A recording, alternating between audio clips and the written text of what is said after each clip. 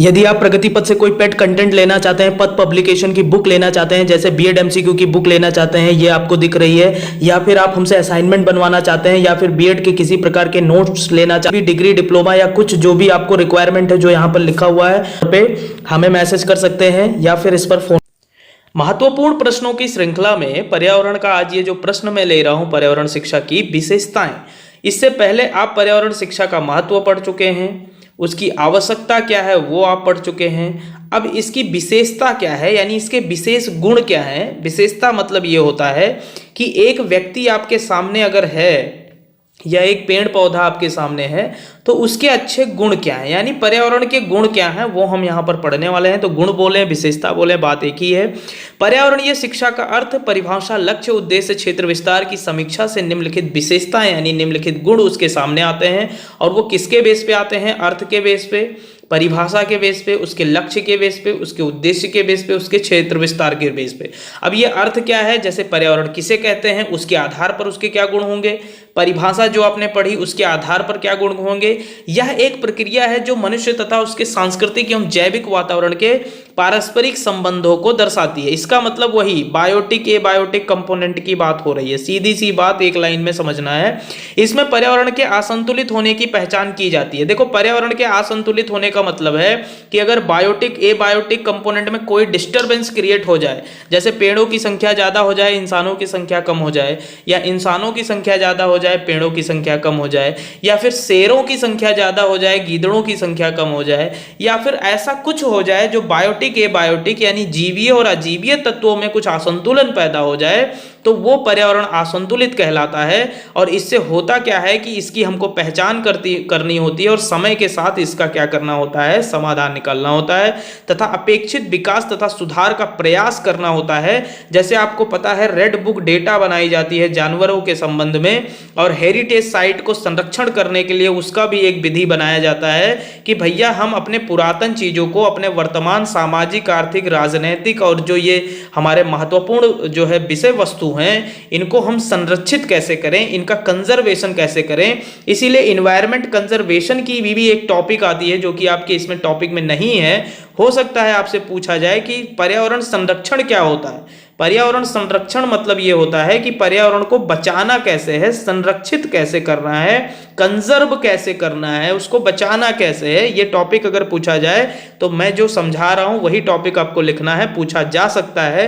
फिर उसके बाद में है इस प्रक्रिया से मानव को पर्यावरण संबंधी ज्ञान, कौशल, समझ, अभिवृद्धि, विश्वासों, मूल्यों से सजाया जाता है जिससे पर्यावरण में सुधार आए। मतलब वही पर्यावरण का नॉलेज दिया जाता है हर एक प्रकार से, चाहे वो कौशल हो। जैसे कौशल का मतलब यह है कि अगर कचरा निकला तो कचरे को रिसाइकल कैसे करोगे। अब हर एक व्यक्ति को हर एक नॉलेज तो होगा नहीं, ज्ञान तो आपको मिल गया बट भैया ट्रेनिंग भी तो चाहिए। जैसे आप एक शिक्षक बन गए, टीटी सुपर टेट ये सब निकाल लिए, टेट सुपर टेट, अब आपको ट्रेनिंग भी तो चाहिए ना कि कैसे पढ़ाना है। तो बीएड में इंटर्नशिप लगता है, फिर आपको ट्रेनिंग दी जाती है जब आप टीचर बनते हो। तो हर एक चीजों का कौशल भी होना जरूरी है, केवल ज्ञान होना जरूरी नहीं है। जैसे आप बहुत कुछ पढ़ लेते हो बट एक टीचर की तरह पढ़ाना भी आपको आना चाहिए, क्योंकि ज्ञान अलग चीज है और पढ़ाने का कौशल अलग चीज है। पर्यावरण शिक्षा में पर्यावरण की गुणवत्ता के लिए निर्णय लिया जाता है, अभ्यास किया जाता है, समस्याओं का समाधान किया जाता है। ठीक है, ये 3 चरण होते हैं। निर्णय होता है, अभ्यास होता है और समस्या यानी प्रॉब्लम सॉल्विंग होती है। पहले आप निर्णय लेंगे, फिर उसको अभ्यास करेंगे, उसका समाधान करेंगे। तो ऐसे कुछ पॉइंट्स यहाँ पर देख लेंगे। भौतिक, जैविक, प्राकृतिक, सांस्कृतिक, मनोवैज्ञानिक पर्यावरण का ज्ञान प्राप्त किया जाता है। वास्तविक जीवन में उसकी सार्थकता यानी उसका इंपॉर्टेंस क्या है उसको समझने का प्रयास किया जाता है। पर्यावरणीय शिक्षा समस्या केंद्रित होती है, अतः अनुशासन, मूल्य, समुदाय का अभिविन्यास, जो कम्युनिटी की बात हो रही है, भविष्य की ओर उन्मुख था, aggressive potential for the future, मानव के विकास तथा उसके जीवन से संबंधित है, इसका संबंध आपको बताना है। तो अगर इतने भी पॉइंट्स अगर आपको याद रहते हैं, ये 10-15 पॉइंट्स तो आपको याद नहीं रहने वाले, तो 5 पॉइंट्स बहुत है। बाकी पीडीएफ आप डिटेल एक्सप्लेनेशन के लिए देख सकते हैं। अगला जो क्वेश्चन हम लेंगे मेरे प्यारे दोस्तों, पर्यावरण तथा शिक्षा के संबंधों का निरूपण कैसे करना है, ये हम क्वेश्चन आपको समझाएंगे। और इसको मैं आपको क्वेश्चन यही डील करा देता हूं, करना कैसे है। पहले पर्यावरण का अर्थ लिखो, फिर शिक्षा का अर्थ लिखो, फिर पर्यावरण और शिक्षा के संबंध का निरूपण, वही जो इन्वायरमेंट एजुकेशन मैंने अभी आपको प्रीवियस वीडियो में पढ़ाई है, वही पूरा कंसेप्ट यहाँ पे लिखना है। तो मैं इस वीडियो को कोशिश करूंगा कि ये क्वेश्चन आप खुद से ही लिख के मुझे दिखा दो, उसका कोई एक्स्ट्रा वीडियो डालने की आवश्यकता महसूस नहीं होती, क्योंकि ये क्वेश्चन वही है, उसी के आसपास का है, उसी के आसपास का क्या वही है क्वेश्चन, बस थोड़ा सा मॉडल चेंज कर दिया गया है, उसका पाथ चेंज कर दिया गया है कि उसके संबंधों का निरूपण बताना है। वहां पे आवश्यकता और महत्व भी बताई गई थी, यहाँ वो पूछा नहीं, खाली संबंध पूछा है। बात समझ में आई? जैसे मानव और पर्यावरण के बीच में क्या संबंध है, ऐसे पर्यावरण और शिक्षा के बीच में क्या संबंध है। ठीक, तो कुल मिला के यही समझिए कि भैया शिक्षा पर्यावरण की नहीं होगी तो पर्यावरण नहीं बचेगा। अगर पर्यावरण को शिक्षा से ही नहीं जोड़ोगे तो पर्यावरण तो अपनी जगह है ना, प्रकृति प्रकृति है। अब प्रकृति को सुधारने के लिए उसको तरीका तो होना चाहिए, वो तरीका शिक्षा है ना। ऐसे कंसेप्ट समझ लो।